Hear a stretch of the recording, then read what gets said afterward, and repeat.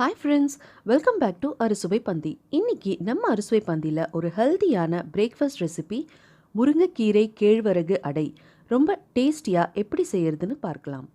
முருங்கைக்கீரையில் நம்ம உடலுக்கு தேவையான அளவு இரும்புச்சத்து, பொட்டாசியம், சோடியம், கால்சியம், காப்பர் போன்ற நிறைந்த சத்துக்கள் இருக்குது.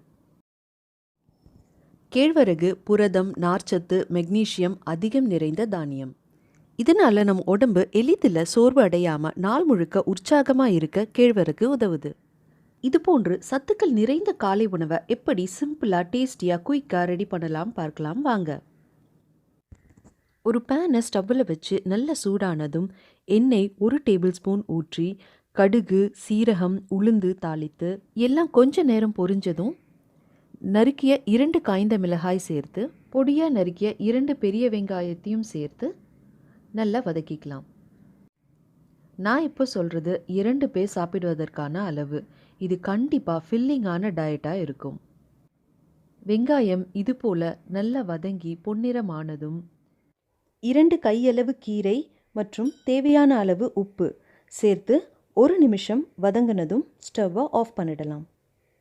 சிலர் வெங்காயம் மற்றும் கீரையை வதக்காமல் அப்படியே சேர்ப்பாங்க. அதை விட வதக்கி சேர்த்தா நல்ல மணமாக இருக்கும். ஒரு மிக்சிங் பவுலில் 300 கிராம் கேழ்வரகு மாவு சேர்த்து தேவையான அளவு உப்பு, அப்புறம் நம்ம வதக்கி வச்சிருக்க கீரை எல்லாத்தையும் சேர்த்து ஒரு தடவை நல்லா மிக்ஸ் பண்ணிவிட்டு கொஞ்சம் கொஞ்சமாக தண்ணீர் சேர்த்து கட்டிகள் இல்லாமல் சப்பாத்தி மாவு போல் பிணைஞ்சிக்கணும்.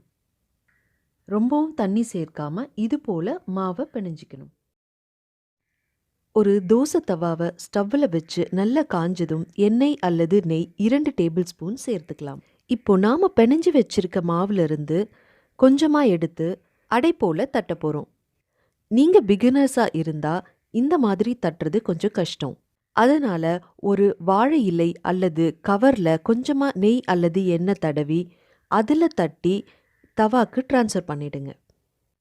1/2 இன்ச் அளவுக்கு திக்காக தட்டினா சரியாக இருக்கும். இதை மூடி வச்சு லோ ஃப்ளேமில் 2 அல்லது 3 நிமிஷம் வெந்ததுக்கு அப்புறமா திருப்பி போட்டு மறுபடியும் 1 டேபிள் ஸ்பூன் எண்ணெய் அல்லது நெய் ஊற்றி 2 அல்லது 3 நிமிஷம் லோ ஃப்ளேமில் வேக விடலாம்.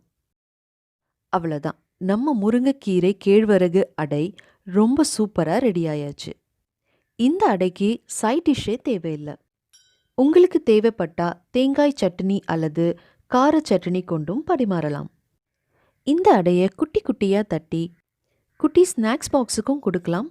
ஈவினிங் டீ டைம் ஸ்நாக்ஸாகவும் சாப்பிடலாம். கண்டிப்பாக நீங்களும் ட்ரை பண்ணி எப்படி வந்துச்சுன்னு எங்களுக்கு சொல்லுங்கள். ஹெல்த்தியாக சாப்பிடுங்க, ஹாப்பியாக இருங்க. Meet you in next video.